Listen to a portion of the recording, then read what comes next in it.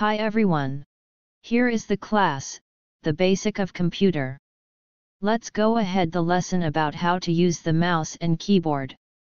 The third is dragging. Dragging is press the button and don't release it. Then, move your mouse. Like this animation.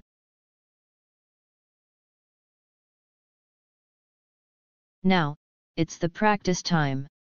Please follow my steps. On the desktop, you can find a folder named Practice Game. Double-click it and you can open it. Then, double-click the Drag Practice.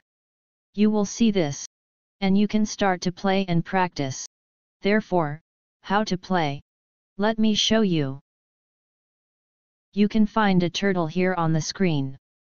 And click it. You can move it. This is the dragging motion. When you move the turtle to the position you want, release it. The goal is to make the turtle in the red circle. Again.